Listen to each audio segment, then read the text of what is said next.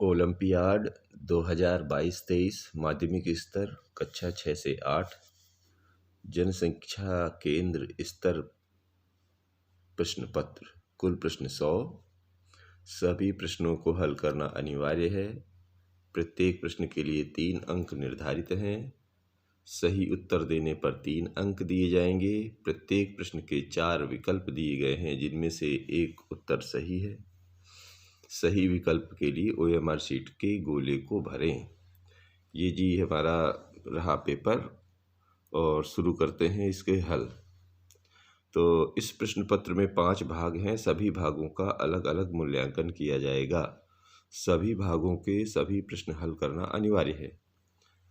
तो शुरू करते हैं। पहला भाग का प्रश्न नंबर 1।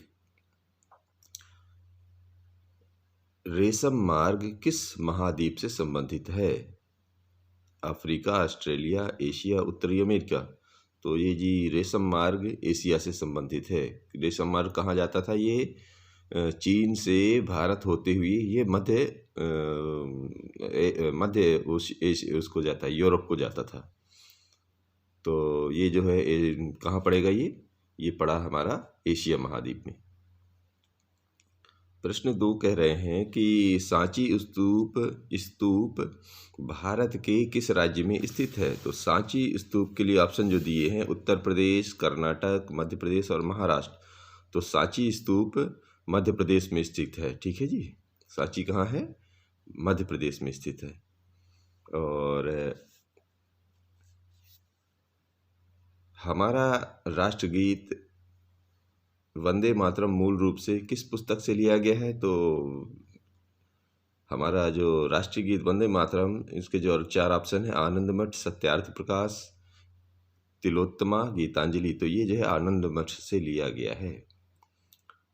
और अगला प्रश्न ये कह रहे हैं कि हम्पी नगर किन नदी घाटियों से संबंधित है? तो हम्पी नगर संबंधित है कृष्ण और तुंगभद्रा, यानी कृष्णा नदी बोलते हैं हम लोग। कृष्णा नदी और तुंगभद्रा ये साउथ में दक्षिण पड़ती है। 5वां है कि स्वराज्य मेरा जन्म सिद्ध अधिकार है, मैं इसे लेकर रहूँगा। यह नारा किसने दिया था? तो यह नारा दिया था बाल गंगाधर तिलक, इन्होंने नारा दिया था। हमारा राष्ट्रगान जन गण मन किसके द्वारा लिखा गया?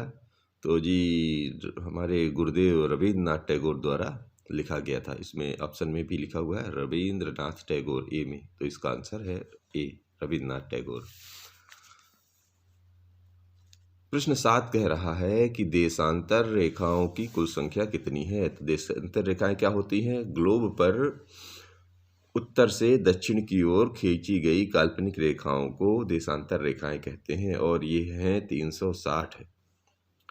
ठंडी जलधाराएं उत्पन्न होती हैं कहाँ पर? तो ग्लोब पर अगर देखेंगे तो उत्तरी और दक्षिणी ध्रुव जहाँ होता है यहाँ पर किरणें सूर्य की टेढ़ी पड़ती हैं। परिणाम स्वरूप क्या होता है? ये इलाका गर्म नहीं हो पाता, इसी वजह से यहाँ पर ठंडी यानी बर्फीला इलाका रहता है। और बर्फीला इलाके की वजह से यहाँ पर ठंडी जलधाराएं उत्पन्न होती हैं। अर्थात हम ये कह सकते हैं कि ठंडी जलधाराएं ध्रुवों के निकट उत्पन्न होती हैं।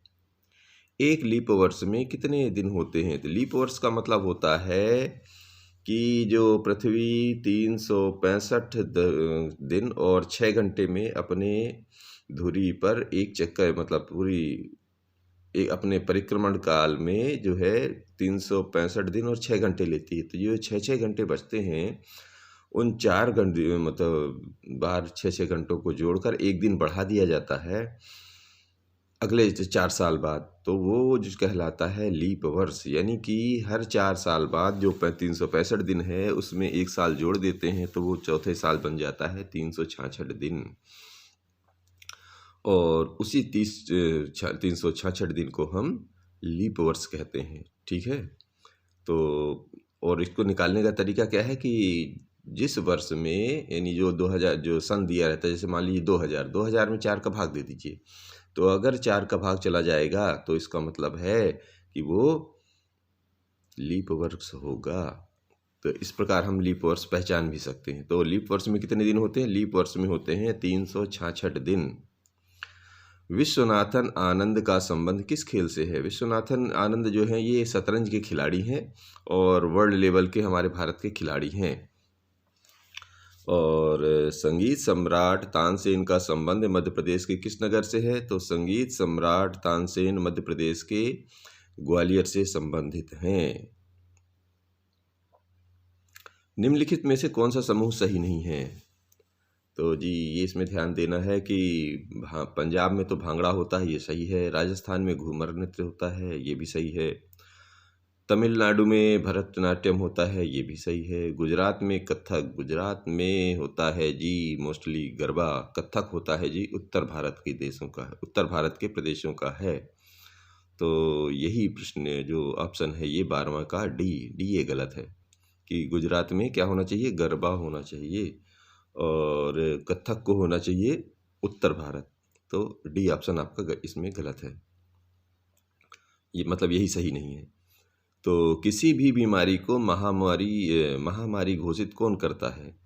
विश्व स्वास्थ्य संगठन, अंतर्राष्ट्रीय न्यायालय, संयुक्त राष्ट्र संघ और अंतर्राष्ट्रीय मुद्रा कोष। तो विश्व स्वास्थ्य संगठन के पास ये जिम्मेदारी होती है कि कोई भी बीमारी महामारी के रूप में है कि या नहीं, इसकी जिम्मेदारी उसे है। और अंतर्राष्ट्रीय न्यायालय क्या, इसका काम क्या है कि अंतर्राष्ट्रीय न्यायालय का जो काम है वो जो वर्ल्ड लेवल पे जो झगड़े हैं उनको निपटाना। और संयुक्त राष्ट्र संघ दुनिया में शांति स्थापना करने के लिए 1945 में इसका गठन किया गया था। और अंतर्राष्ट्रीय मुद्रा कोष भी दुनिया के देशों को सहायता करने के लिए जो बैंक स्थापित किया गया था उसको अंतर्राष्ट्रीय मुद्रा कोष कहते हैं। इससे पूरी दुनिया के जो देश हैं वो मतलब इससे इनसे सहयोग ले सकते हैं। तो इसका महामारी घोषित करने का कौन ऑप्शन हुआ? ए, विश्व स्वास्थ्य संगठन। दूसरा है अगला 14 नंबर प्रश्न, ये कह रहे हैं कि स्टेच्यू ऑफ यूनिटी भारत के किस राज्य में है? तो statue of unity Sardar Vallabh भाई पटेल की स्टेच्यू बनाई गई है गुजरात में। तो जी ये गुजरात में है। भीषण आर्थिक संकट के कारण किस देश के राष्ट्रपति को देश छोड़कर जाना पड़ा? तो अभी हमारा पड़ोसी देश श्रीलंका, अभी पिछले 1-2 महीना पहले अभी उथल पुथल मची थी वहाँ, तो वहाँ के राष्ट्रपति अपना देश छोड़कर भाग गए हैं। तो इसका ऑप्शन है श्रीलंका। उदयगिरी की गुफाएं मध्य प्रदेश के किस जिले में स्थित हैं? तो उदयगिरी की जो गुफाएं हैं मध्य प्रदेश के विदिशा जिले में हैं। और आखिरी अगला प्रश्न कह रहा है कि कूनो राष्ट्रीय उद्यान किस जिले में है? तो जी कूनो राष्ट्रीय उद्यान मध्य प्रदेश के श्योपुर जिलों में है, श्योपुर जिले। और अभी ये बहुत चर्चा में है क्योंकि यहाँ नामीबिया देश है, वहाँ से अफ्रीका में एक देश है नामीबिया, वहाँ से चीते ला के छोड़े गए हैं। इस कारण से ये थोड़ा सा ज़्यादा चर्चा में रहा है, इसीलिए इसको पूछा भी गया यहाँ पर। सही जोड़े का उचित क्रम लिखिए। तो जी सही जोड़े का ये जो क्रम है ये इसमें बी नंबर सही बैठता है। अमरकंटक का मेला जो है नीचे से शुरू करें तो ये अनूपपुर में पड़ता है। तेजाजी का ऊपर से लीजिए, तेजाजी का मेला पड़ेगा गुना में। सनकुआ का मेला पड़ता है ये जो है दतिया में। सिंगा जी का मेला पड़ता है खंडवा में और अमरकंटक का अनूपपुर में। ये इसके आंसर हैं। तो इसमें जोड़ी मिलाने में ऐसे लिख देना है। भारतीय संविधान की प्रारूप समिति के अध्यक्ष कौन थे? तो जी भारतीय संविधान की प्रारूप समिति के अध्यक्ष थे डॉक्टर भीमराव अंबेडकर। और संविधान सभा की जो समिति थी, संविधान सभा निर्माण सभा की, तो उसके थे डॉक्टर राजेंद्र प्रसाद। दोनों में अंतर है। तो यहाँ पर प्रारूप समिति पूछा गया है तो प्रारूप समिति के अध्यक्ष डॉक्टर भीमराव अंबेडकर जी थे। पंचायत के चुने हुए सदस्यों को कहते हैं, पंचायत के चुने हुए सदस्यों को पंच कहा जाता है जी। पटवारी सरकारी आदमी है, ग्राम सेवक भी सरकारी आदमी है, ग्राम सचिव भी सरकारी चुन के आता है और पंच जो हैं ये जनप्रतिनिधि होते हैं, ये ध्यान रखना है आपको। रकार युक्त शब्द हैं तो इसमें गर्म, प्रसाद, कृपा और वर्ष, तो जो ये नीचे वाला रा पा में लगा हुआ है इसी को रकार युक्त शब्द कहते हैं, अर्थात प्रसाद इसका सही ऑप्शन है, अर्थात इसका 21 का बी। और वाक्यों में ऐसी क्रियाएं जिनमें कर्म की आवश्यकता होती है इन्हें सकर्मक क्रिया कहते हैं। रमा छत पर पतंग उड़ाती है, वाक्य का भविष्य काल का वाक्य होगा। तो जी रमा छत पर पतंग उड़ाएगी, गागेगी जो है भविष्य काल को दर्शाता है। डाक से भेजे जाने वाले पत्र में आवश्यक रूप से क्या लिखा जाना चाहिए? तो जी जिसको चिट्ठी भेज रहे हैं अर्थात पाने वाले का पता अनिवार्य रूप से होना चाहिए। रमेश के साथ कोई बैठा है, इसमें सर्वनाम क्या है? तो जी संज्ञा के बदले में जो शब्द आते हैं उन्हें सर्वनाम कहा जाता है। तो रमेश के साथ कोई शब्द जो है, पता कोई तो बैठा ही है, तो ये नाम की जगह उसका सर्वनाम आ गया है, यानी कोई शब्द एक ये सर्वनाम है। तो यहाँ पर क्या आ जाएगा? कोई। यामिनी एवं रजनी पर्यायवाची शब्द हैं, किसके हैं ये हैं जी रात्रि के। अंधकार शब्द का विलोम है उजाला। इनमें से शुद्ध वाक्य है राधा, इसमें सारे चार के चार दिए हैं, इनमें से शुद्ध वाक्य है बी, राधा पेन से लिखती है। जिस शब्द से एक या अधिक संख्या का बोध होता है उसे कहते हैं वचन। वचन मतलब एक वचन, द्विवचन, बहुवचन जो होता है, यानी एक से अधिक संख्या का बोध हो रहा है उसे बोलेंगे वचन। ये लिंग कारक और क्रिया इसका नहीं होगा। तो जी अब इसमें देखिए 30वां स्त्रीलिंग शब्दों का समूह है। तो स्त्रीलिंग में देखिए इसमें जो सी में ऑप्शन है बहन और पत्नी, ये स्त्रीलिंग शब्दों का समूह है। तो हिंदी वर्णमाला में कुल स्वर हैं, कितने हैं जी? 11 है। फूला नहीं समाना माने होता है, इस मुहावरे का अर्थ बताएं। तो जी इसमें जो बी में ऑप्शन दिया हुआ है बहुत खुश होना, तो ये इसका सही उत्तर है। हमें खेलना चाहिए, ये अगला प्रश्न है। वाक्य में विराम चिन्ह लगेगा, कौन सा विराम चिन्ह लगेगा? इसमें चूंकि क्या शब्द है तो ये है प्रश्नवाचक चिन्ह, जो कि ऑप्शन डी में दिया गया है। प्रश्न नंबर 34 कहते हैं कि जो सभी जगह व्याप्त है उसे कहते हैं सर्वव्यापी। 35 नंबर प्रश्न कह रहा है कि राजपुत्र एक सामासिक पद है, इसमें समास है तत्पुरुष समास। अपठित गद्यांश, चलो इसको पढ़ के जरा आंसर देते हैं कि आमतौर पर स्कूल हम पैदल, साइकिल, बस या वैन से जाते हैं, मगर केरल के त्रिशूर शहर की कृष्णा कभी कभी घोड़े पर सवार होकर स्कूल जाती है। जब उससे जब पूछा गया कि वो ऐसा क्यों करती है तो उसने बताया कि वो अपने दोस्त को गलत साबित करना चाहती थी। उसके दोस्त ने कहा था कि घुड़सवारी आसान नहीं होती है और झांसी की रानी जैसी लड़कियां ही इसे कर सकती हैं। तो कृष्णा ने 7वीं कक्षा में घुड़सवारी सीखना शुरू कर दिया। आज कृष्णा एक अनुभवी घुड़सवार है। उसने अन्य लड़कियों को भी प्रोत्साहित किया। कोई भी कार्य कठिन हो सकता है पर असंभव नहीं। अपनी लगन और परिश्रम से कोई भी कार्य संभव किया जा सकता है। उपर्युक्त गद्यांश के आधार पर प्रश्नों के उत्तर दीजिए। तो जी शुरू करते हैं। कृष्णा ने अपने दोस्त को किस तरह गलत सिद्ध किया? तो किस तरह किया भाई? घुड़सवारी सीखकर गलत किया। और तो इसका ऑप्शन सी था। अनुच्छेद में आए वाक्य घुड़सवारी आसान नहीं होती और झांसी की रानी जैसी लड़कियां ही इसे करती हैं का आशय है। इसका आशय है कि बहादुर लड़की से है, मतलब बहादुर लड़की ही ऐसे कर सकती हैं। और कृष्णा ने साबित किया कि वह बहादुर है, तो इसका आंसर होगा ए। कृष्णा ने अन्य लड़कियों को किस कार्य के लिए प्रोत्साहित किया? तो कृष्णा ने किस काम के लिए प्रोत्साहित किया? क्योंकि घुड़सवारी कृष्णा को आने लगी, तो उसने घुड़सवारी करने के लिए अन्य लड़कियों को भी प्रोत्साहित किया। ऑप्शन है इसका डी। कृष्णा किस राज्य में रहती है?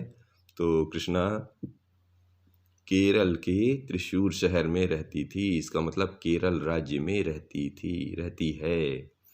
ऑप्शन है इसका बी। इस गद्यांश का उचित शीर्षक क्या है?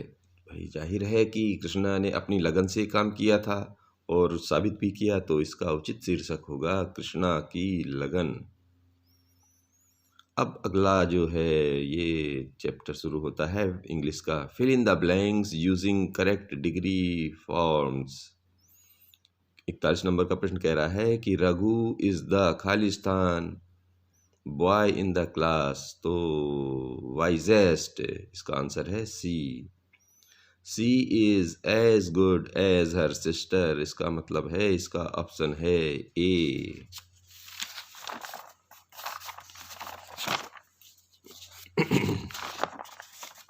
अगला प्रश्न लीजिए, choose the correct spelling, question number 43 का। तो इसके जो सही स्पेलिंग है वो है एक्साइटमेंट, डी में है, EXCITEMENT। क्वेश्चन नंबर 44 का आंसर सही स्पेलिंग है ONNER, ऑनर। और 45 नंबर है choose the correct antonyms. Antonyms माने होता है विलोम शब्द, तो हैप्पी का विलोम होगा अनहैप्पी, UNHAPPY, इसका ऑप्शन बना ए। 46 नंबर लीजिए, ब्यूटीफुल, BEAUTI, ये फिल ब्यूटीफुल माने सुंदर, तो सुंदर का होगा कुरूप यानी अगली, UGLY, इसका ऑप्शन है B. Fill in the blanks with correct option. She is very dear, DEAR to me, dear माने प्रिय, तो ऑप्शन है A. The house is near the sea, SEA, माने समुद्र, तो इसका ऑप्शन हुआ B. He got hurt in his heel, HEEL, heel माने एड़ी, तो उसने पैर पर चोटिल हो गई, यानी एड़ी पर चोट लगी है उसके, तो हर्ट, तो ऑप्शन है इसका B. Choose the correct synonyms. Synonyms का मतलब होता है कि समानार्थी शब्द, तो हैवी का समानार्थी है वेटी, WEIGHTY, ऑप्शन है बी। 51 नंबर है विक्ट्री। विक्ट्री का अर्थ है जीतना, तो विक्ट्री माने win. Choose the correct punctuation mark, what is this, तो व्हाट इज दिस माने क्वेश्चन मार्क है, तो क्वेश्चन मार्क का चिन्ह यानी सी वाला ऑप्शन में लगा दीजिए।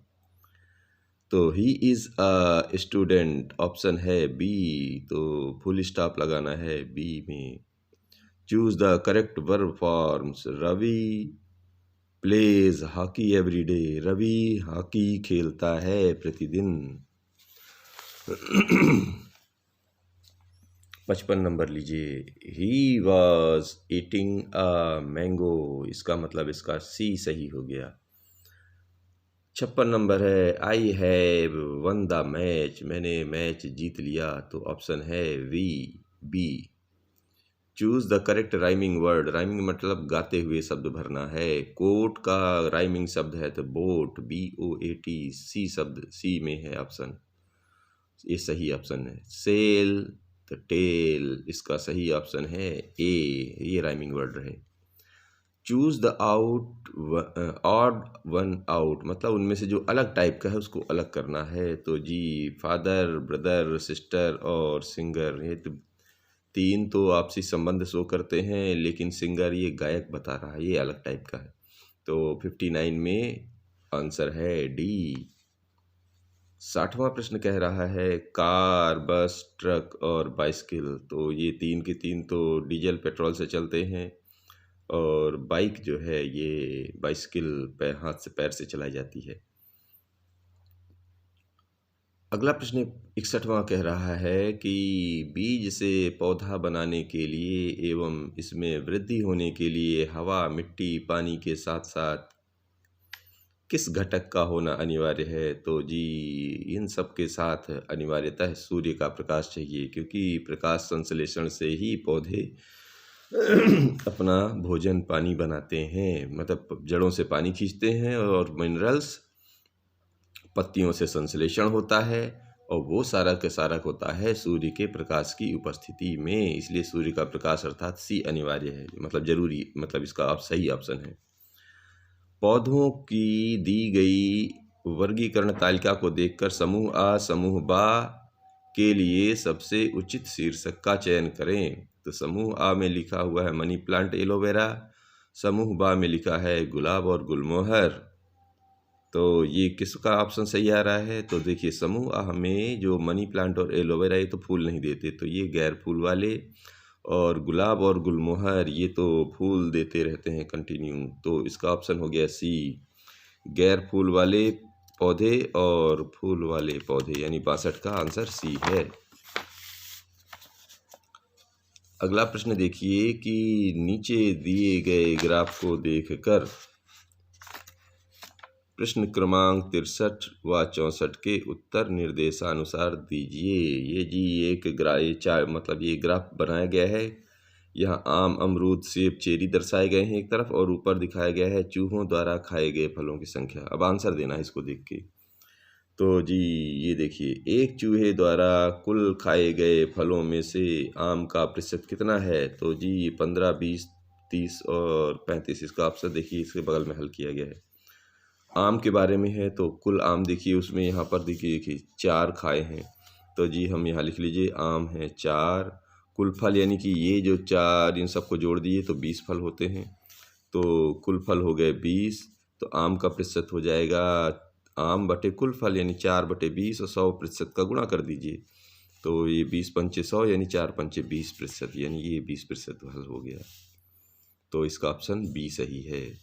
दूसरा, चूहे द्वारा सबसे कम खाने वाले फल का प्रतिशत देखो, सबसे कम कौन खाया है? सेब फल, और सेब फल में कितने? 3 हैं, तो इसमें 3 का निकाल लीजिए। तो सबसे कम खाने वाला फल 3 कितने में से है? 20 फलों में से है, तो 20 पंचे 100 अर्थात 5 15, कितना आ गया जी? 15%। चूहों द्वारा सबसे कम फल खाया गया, अर्थात इसका ऑप्शन हो गया ए। 65 नंबर प्रश्न के ये कह रहे हैं कि ऊंचे पहाड़ों पर चढ़ते समय पर्वतारोही अपने साथ ऑक्सीजन सिलेंडर लेकर जाते हैं, क्योंकि सीधी सी बात है, जैसे जैसे ऊंचाई बढ़ती है हवा का दबाव घटता जाता है, तो ऊंचाई पर जाने के लिए ऑक्सीजन की आवश्यकता होती है। यही कारण है कि पहाड़ों पर चढ़ते समय सांस लेने में दिक्कत आती है, इसके लिए इन्हें ऑक्सीजन का सिलेंडर साथ ले जाना पड़ता है। तो अर्थात ऑप्शन क्या हो गया? पहाड़ों पर चढ़ते समय सांस लेने के लिए, ये हो गया बी ऑप्शन सही हमारा। अब त्योहार के समय मधुबनी पेंटिंग की डिजाइन बनाने के लिए उपयोग किए जाने वाला सामान क्या होता है? जी ये मधुबनी पेंटिंग बिहार में बड़ी प्रसिद्ध है, और इसके लिए पिसे चावल का घोल, नील, हल्दी और फूलों के रंगों का इस्तेमाल किया जाता है, ये इसकी खासियत है। तो हमारा ऑप्शन बी है, डी इसका सही आंसर। अब ऐसा पक्षी जो अपना घोंसला स्वयं नहीं बनाता और दूसरे के घोंसले में अपना अंडा देता है, वह कौन है? वह है हमारी यही चतुर चालाक कोयल, जो सुरीला मीठा बोल के कौवे को उल्लू बनाकर उसके अंडे फेंक देती है और अपने अंडे वहाँ रख के चली जाती है। तो ये कोयल है इसका सही उत्तर। जिस विलयन में कोई पदार्थ एक सीमा के बाद और अधिक न घोला जा सके, ऐसा विलयन क्या कहलाता है? तो जी ऐसे विलयन को संतृप्त विलयन कहते हैं। पौधे के संपूर्ण भाग में जल का संचरण करता है, कौन करता है जी? जड़ तो नीचे से पानी खींचती है, लेकिन संचरण कौन करता है? ये तना। पी एवं क्यू में दिए गए अंगों में पाई जाने वाली संधियों की पहचान। पी क्यू क्रमशः है पी कोहनी और घुटना, क्यू है कंधा और कूल्हा। तो कोहनी और घुटने पर हिंज संध पाई जाती है। हिंज माने होता है कब्जा। और कंधा में पाया जाता है कंदुक खलिका, यानी कि एक तरफ गोल गोल घुमाने वाली। तो ये जी है बी नंबर पर है कंदुक खलिका, जो कि कंधे पर और कूल्हे पर पाई जाती है। पहेली अपनी माँ को कपड़ा सिलते हुए देखती है, तो उसके द्वारा सिलाई मशीन की सुई एवं पहिए में कौन सी गति देखी होगी? तो सिलाई मशीन जो है ऊपर नीचे कंटिन्यू होती है, इसका मतलब ये आवर्त गति करती है। और मशीन की जो चक्का होता है वो गोल गोल घूमता है, अर्थात वर्तुल गति। इसका उत्तर है आवृत्ति लिखा है, दरअसल क्या है आवर्त होना चाहिए। आवर्त गति और वर्तुल गति, ये इसके सही ऑप्शन है, यानी बी लिख दीजिए, आपका सही हो गया। तो चुंबक में चुंबकीय आकर्षण सर्वाधिक किस क्षेत्र में रहता है? तो चुंबक में चुंबकीय जो ध्रुव होते हैं दोनों, उत्तरी और दक्षिणी, सबसे ज़्यादा यहीं पर इनका होता है। इसका मतलब आंसर हो गया ध्रुव, और ध्रुव वाला आंसर दिया गया है सी में। शरीर की सबसे बड़ी ग्रंथि का नाम और उससे स्रावित होने वाला रस क्या है? तो शरीर की सबसे बड़ी ग्रंथि होती है यकृत, जिसको हम लीवर कहते हैं, और इसमें से जो रस निकलता है उसका नाम है पित्त रस। सहजीवी के बारे में कौन सा कथन सत्य है? सहजीवी का मतलब होता है आपस में साथ साथ रहना। तो जी इसमें जो है ऑप्शन ए हमारा सही है। वे जीव जो साथ रहकर अपना आवास और पोषक तत्व एक दूसरे से बांटते हैं, उन्हें सहजीवी कहा जाता है। ठीक है, ये ऑप्शन ए सही है इसका। क्वेश्चन नंबर 75 ये कह रहे हैं कि मनुष्य मवेशियों की तरह सेल्यूलोज को पचा नहीं सकते। क्यों? क्योंकि जो है मनुष्यों के पेट में जो अंधनाल नहीं होती है, जिसमें जीवाणुओं द्वारा भोजन का पाचन होता है। ये इसका सही ऑप्शन है। सेल्यूलोज क्या होता है? जो हम लोग हर एक सब्जी साग सब्जी खाते हैं, उसमें जो डठरा वाला इलाका होता है उसे हम सेल्यूलोज कहते हैं, और उस डठरा हम लोग नहीं पचा सकते। ये कौन पचाते हैं? जानवर। और जानवरों के जो पेट में अंधनाल होती है, उसमें ऐसे बैक्टीरिया होते हैं जो इसको तोड़ देते हैं, और इसीलिए वो इसे पचा सकते हैं। तो इसका ऑप्शन है 75 नंबर का सी। केंद्रक के चारों ओर केंद्रक चारों ओर से किस पदार्थ से घिरा होता है? तो केंद्रक चारों ओर कोशिका द्रव्य से घिरा होता है, इसका सही ऑप्शन है। ये केंद्रक की किसके बारे में बात हो रही है? ये हो रही है सेल यानी कोशिका के बारे में होती है। कोशिका के अंदर क्या होता है? कोशिका में सबसे अंदर होता है केंद्रक, उसके बाहर कोशिका द्रव्य, और ये सारे के सारे एक झिल्ली से बंधे होते हैं, जिसे हम कोशिका झिल्ली कहते हैं। ये सेल माने कोशिका की रचना मुख्य होती है। तो केंद्रक क्या हो गया? केंद्रक जो है कोशिका द्रव्य से घिरा हुआ पदार्थ है। ठीक है जी, इसका मतलब ऑप्शन ए हमारा सही था। अब क्वेश्चन नंबर 77 ये कह रहे हैं कि सोडियम क्लोराइड का लिटमस पेपर पर प्रभाव होता है। तो सोडियम क्लोराइड ना तो ना तो अम्ल है ना ही क्षार है, ये क्या है? लवण। और लवण जो है किसी चीज़ का रंग परिवर्तन नहीं करेगा, तो इस पर ऑप्शन डी कोई प्रभाव नहीं पड़ता। विश्राम की अवस्था में स्वस्थ वयस्क व्यक्ति की हृदय स्पंदन की दर कितनी होती है? ये जी 72 से 80 मिनट प्रति 72 से 80 स्पंदन प्रति मिनट होती है। ये इसका ऑप्शन बी सही है। प्रश्न नंबर 79 ये कह रहे हैं कि चित्र में दो वाहनों P तथा Q की गति का दूरी समय ग्राफ दर्शाया गया है। इनमें कौन सा वाहन अपेक्षाकृत तीव्र गति से चल रहा है? तो एक्स अक्ष पे दिया है समय, वाई अक्ष पर दूरी, और पी ऊपर है, नीचे क्यू का डंडा, तो देखिए जी, समय के साथ साथ जैसे दूरी बढ़ेगी वो तीव्र कहलाएगा। क्यू जो है नीचे है, अर्थात समय के साथ साथ दूरी नहीं बढ़ रही, तो क्यू धीमा हो गया है। और समय के साथ साथ पी का डंडा ऊपर की तरफ जा रहा है, इसका मतलब ये समय के साथ दूरी बढ़ रही है। अर्थात हम इसको देख के ये कह सकते हैं कि कार पी जो है कार क्यू से ज़्यादा तेज चल रही है। तो ऑप्शन में देख लीजिए कहाँ लिखा है, ए में लिखा हुआ है कार पी की चाल क्यू से अधिक है, तो इसका ऑप्शन ए सही हो गया। अगला प्रश्न है कि दिए गए कथनों को पढ़कर उत्तर दीजिए। तो जी पढ़ लीजिए। कथन है वन औषधियाँ इमारती लकड़ी आदि प्रदान करते हैं, जी बिल्कुल करते हैं। वन नमी बनाए रखते हैं, ये बिल्कुल ये भी करते हैं। वन मृदा अपरदन अर्थात मिट्टी के कटाव को रोकते हैं, बिल्कुल करते हैं जी। तो इसका तो सीधा सीधा आंसर है, तीनों चीज़ें सही हैं। तो आप बिंदास तरीके से सी में ऑप्शन लगा दीजिए, इसके तीनों के तीनों कथन सत्य हैं। अगला प्रश्न है निम्नांकित संख्याओं में संपूर्ण संख्या अर्थात परफेक्ट नंबर है। तो संपूर्ण संख्या की पहले परिभाषा याद करनी चाहिए आपको कि संपूर्ण संख्या क्या होती है। ऐसी संख्या जिसके गुणनखंडों का योग उस मूल संख्या से दुगना हो उसे परफेक्ट संख्या कहते हैं। यहाँ पर 1, 0, 6, 18 दिया गया है, सब का निकालेंगे तो ऐसा नहीं होता, केवल 6 ही एक ऐसा है जिसके गुणनखंडों का योग 12 है। देख लीजिए 6 का गुणनखंड करते हैं तो 1 और 6 निकला, और दोबारा करते हैं 2 से तो 2 और 3, और तो कोई कटता नहीं, तो इनको सबको जोड़ दीजिए, ये कहलाते हैं गुणनखंड। यानी कि 1, 2, 3 और 6 ये जोड़ दिया, इन तीन सभी का योग अगर 12 है तो देख लीजिए 6 का दुगना अर्थात 6 दूनी 12।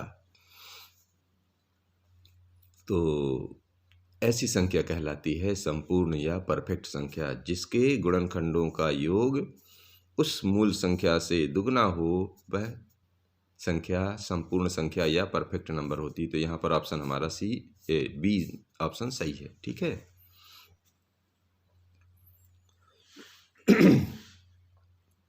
सबसे छोटी अभाज्य संख्या से सम संख्याओं में भाग देने पर शेषफल क्या आता है।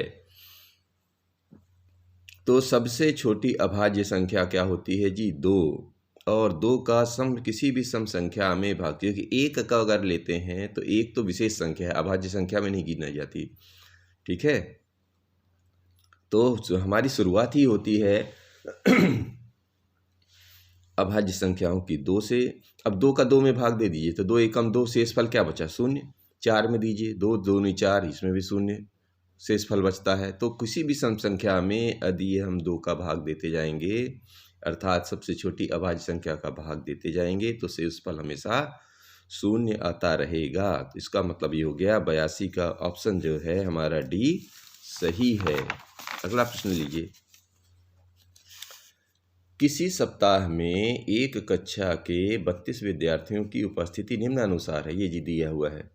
एक तरफ दिन दिया है, सोम मंगल बुध गुरु शुक्र शनि, और उपस्थित विद्यार्थियों की संख्या 16 है, 29, 18 है, 24, 30 और 20। अब इसको देख के बताना है।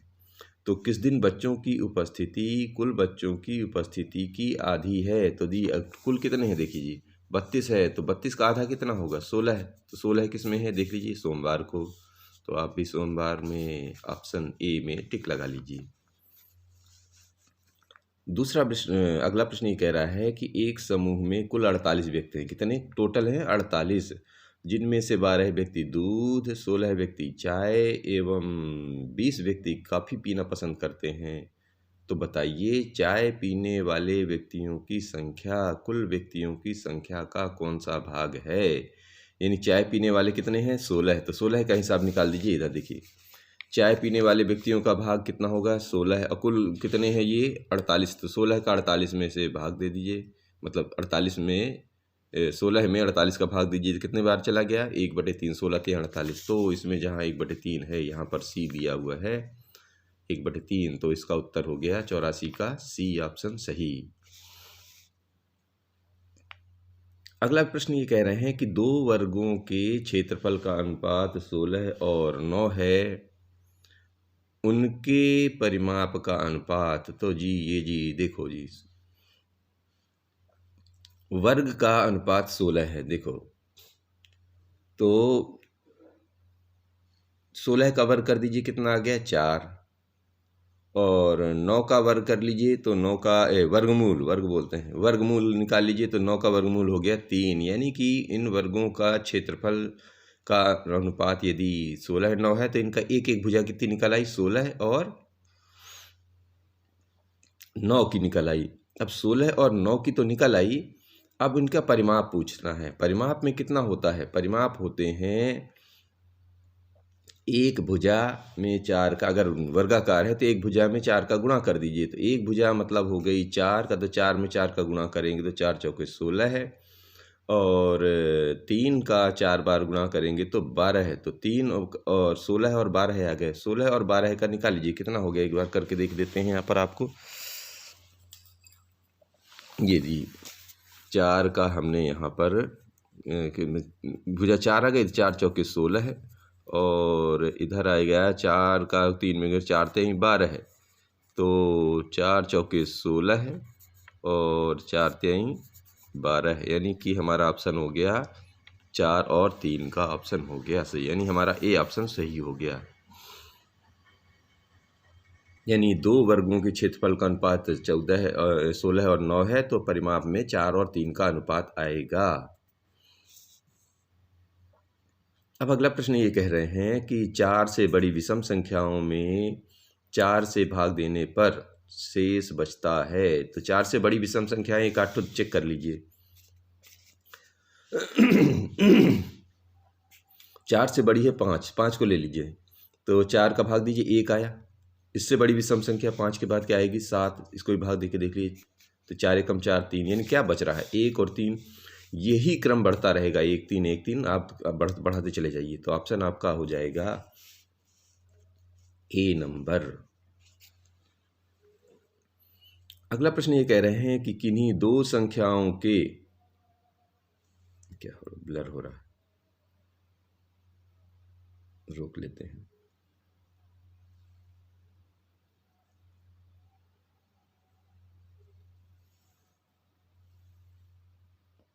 हाँ, किन्हीं दो संख्याओं के लघुत्तम समापवर्त एवं महत्तम समापवर्तक के गुणनफल दोनों संख्याओं के गुणनफल के बराबर होता है। 87 नंबर का ये ऑप्शन का बी सही है। 88 नंबर लीजिए कि 5 अंकों की सबसे बड़ी संख्या में सबसे छोटी पूर्ण संख्या का गुणा करने पर क्या प्राप्त होता है जी। देखो 5 अंकों की सबसे बड़ी संख्या अगर इस तरह लेंगे तो 9 9 9 5 बार लगा दीजिए, और सबसे छोटी पूर्ण संख्या क्या होती है, सबसे छोटी पूर्ण संख्या होती है 0।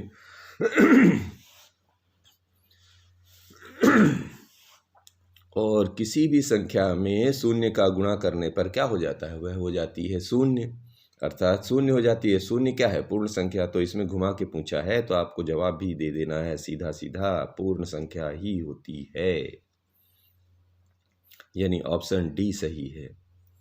अब दिए गए चित्र में कोणों की अधिकतम संख्या देखिए, ये तो 3 तो दिख रहे हैं, 40 20 30, ये तो 3 दिख रहे हैं आपको, 1 2 3, और फिर ये 40 और 20 मिला के 1 बना लीजिए चौथा, 20 30 मिला के बना लीजिए पांचवा, और ये तीनों को एक साथ कर दीजिए तो ये हो जाएगा छठवां। तो चित्र में कोणों की अधिकतम संख्या कितनी हो जाएगी, 6। अब इधर देखिए दी गई आकृति में त्रिभुजों की संख्या, ये इधर पी क्यू आर एस, ये देखिए आकृति बनाई गई है, इसमें संख्या ज्ञात करनी। तो चलिए शुरू करते हैं। 1 2 3 बड़े बड़े ये देख लीजिए, फिर इधर से देखिए तो ये एक हो गया चौथा, और इसको ले लीजिए पांचवा, है ना। तो इस तरह कुल हमको अधिकतम त्रिभुज कितने नजर आ रहे हैं, 5। किसी वर्ग की भुजा को दुगना करने पर नए वर्ग का क्षेत्रफल जी वो 4 गुना हो जाता है। ये सीधा सीधा दिमाग में रख लीजिए, ये 4 गुना होता है। अब अगला है 20 परिवारों में सदस्यों की संख्या ये जो दी है, तो 4 या 4 से कम सदस्यों वाले परिवारों की संख्या है। पर 4 से कम, 4 या 4 से तो गिन लीजिए, तो 1 2 2 3 4 5 6 7 8 9 10 और ये 11 है, तो आप 11 में टिक लगा लीजिए, तो गिन के आप आसानी से कर सकते हैं। हमारा ऑप्शन ए सही हो गया। अगला लेते हैं, चित्र में अगला पैटर्न चुनिए। तो जी देखिए, त्रिभुज बना है, ऊपर की तरफ नोक है, इसको उल्टा कर दिया, 2 अंदर कर दिए नीचे की तरफ, फिर ये ऊपर गया तो अगला कहाँ आएगा, नीचे की तरफ आएगा और ऊपर की तरफ ये और त्रिभुज बनेगा। ये इसका नोक ऊपर गया तो ये नोक नीचे की तरफ आ जाएगा, तो हमारा बी ऑप्शन सही है। 3 है यहाँ पर, अंदर 4 हो जाएंगे। 94 नंबर, एक 50 लीटर पानी से भरे मापक जग में एक कंचा डालने पर पानी का स्तर 60 ml पहुंच जाता है। उसी 50 ml पानी से भरे मापक जग में कितने कंचे डालने पर पानी का स्तर 90 ml तक पहुंच जाएगा। ये जी ऐसा समझिए। इसको हल करने का क्या तरीका है, ये देखिए। एक कंचा डालने पर पानी की कितनी मात्रा बढ़ती है, 60 से, मतलब 50 से 60 में चले जाते हैं, 60 में से 50 घटाएंगे तो 10 ml, यानी एक कंचा कितने ml की बढ़ोतरी करवाता है, 10 ml की। अब ये कह रहे हैं 50 ml के पानी में अब 90 कर देना है, तो 90 में 50 घटा दीजिए तो कितना आ गया, 40 ml। तो जब एक कंचा 10 ml के बराबर है तो 40 ml 40 यानी 4 कंचे के बराबर हो जाएंगे, तो हमारा ऑप्शन हो जाएगा सी। यदि संकेत एक इमोजी बनाया गया है, 3 विद्यार्थी हैं, तो 12 विद्यार्थियों को किस प्रकार प्रदर्शित किया, तो 1 पर 3 है तो 4 वाले से 4 3 12 को बस दिखाएंगे, तो 4 इसमें है, डी में। बहुत आसान है। अब अगला प्रश्न लेते हैं, एक बच्चे ने संख्या 90 गुणे 69 को 90 गुणे 79 लिखकर हल कर दिया, उसके परिणाम में कितना अंतर होगा, जी करके देख लो। तो 90 गुणे 79 का गुणा करेंगे तो 7110 आएगा, और 90 गुणे 69 करेंगे तो 6210, यानी 6210 घटा दीजिए, कितना है, 900। तो ये ऑप्शन सी आपका सही था। अब यदि एक टाइल का माप 30 गुणे 30 सेंटीमीटर है, तो 9 मीटर गुणे 5 मीटर कमरे के फर्श को पूरी तरह से ढकने के लिए कितनी टाइल्स की आवश्यकता होगी। तो बहुत आसान है। सबसे पहले कमरे का क्षेत्रफल निकाल लीजिए। कमरे के फर्श का क्षेत्रफल कितना है, 9 गुणे 5 18, 9 × 9 45 वर्ग मीटर। तो इसको सेंटीमीटर में बदल दीजिए, तो 1 मीटर बराबर 100 सेंटीमीटर, तो 45 में 100 गुणे 100 अर्थात 2 2 जीरो और बढ़ा दीजिए, तो ये इसका वर्ग सेंटीमीटर आएगा। अब आप इसी में इसका निकाल लीजिए, टाइल का क्षेत्रफल। टाइल का क्षेत्रफल कितना है, 30 गुणे 30 अर्थात 900 वर्ग सेंटीमीटर। तो एक टाइल का क्षेत्रफल 900 और कमरे का क्षेत्रफल 45 के आगे 4 जीरो का वर्ग सेंटीमीटर में, और संख्या निकालनी है तो कुल क्षेत्रफल में टाइल के क्षेत्रफल का भाग दे दीजिए, तो ये काट पीट दीजिए तो आ जाएगा 500। ये काट दीजिए, 0 से 0 और 9 से काटेंगे, 9 × 9 45 और 2 जीरो तो 500 संख्या। इस तरह इसका हमारा ऑप्शन निकल आया बी 500। अब ये देख के आप आसानी से कर सकते हैं कि कितने 1/4 मिलकर आधा बनाएंगे। पहले तो देखिए बना कैसे है, तो नीचे वाला देखिए पूरा एक डब्बा है, 1 2 3 4 5 6 7 8, यानी 8 भाग नीचे हैं, तो नीचे वाले हर भाग का नंबर हो जाएगा 1/8। इसके ऊपर 4 भाग हैं, यानी हर एक डब्बे का नाम है 1/4। इसमें देखेंगे 2 डब्बे हैं, 1 2, तो इसका हो जाएगा 1/2 1/2, और ऊपर तो 1 है ही। अब ये प्रश्न कह रहे हैं कि कितने 1/4 मिलकर आधा बनाएंगे, तो इतने ये एक रही 1/4 वाले, आधा माने इधर, तो कितने हैं इधर में, 1 2, तो यानी 2 ठो 1/4 मिलेंगे तो आधा बन जाएगा, तो हमारा ऑप्शन हो गया बी। अब समीकरण में 2p-5 डब्बा अलग बना हुआ है 1 और 11 का हल है। तो जी इसमें डब्बा देख के आप घबराना नहीं है। समीकरण में क्या होते हैं, 2 पक्ष होते हैं, एक बायां पक्ष होता है और एक दायां पक्ष होता है। तो यहाँ पर आपको भी इस डब्बे को डबल क्या मान लेना है, समता का चिन्ह अर्थात बराबर मानना है। तो जी हल कर लो इसको, 2p-5 बराबर 11 है, तो p बराबर हो जाएगा 2p बराबर 11 ऋण 5, 2p बराबर 6 अर्थात भाग दे दीजिए, तो p बराबर आ गया 3। तो आपका आंसर हो गया यहाँ पर पी का मान 3।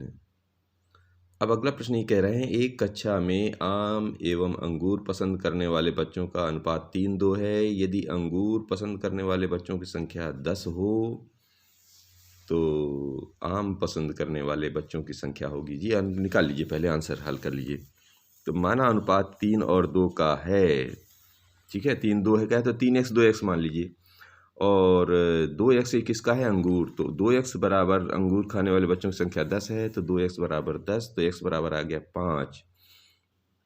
अब इस x का मान इस 3x में रख दीजिए, तो ये निकल आएगा क्या पसंद करने वाले, आम पसंद। तो 3x में 3 गुणे 5 अर्थात 15, तो आम खाने वाले यानी आम पसंद करने वाले बच्चों की संख्या हो जाएगी यहाँ पर 15, जो कि हमारा ऑप्शन बी है। उम्मीद करता हूँ कि आपको समझ में आया होगा। ये प्रश्न किसी और भी परीक्षा में आ सकते हैं, इसलिए इनको जो है 1-2 बार और प्रैक्टिस कर रही है। धन्यवाद।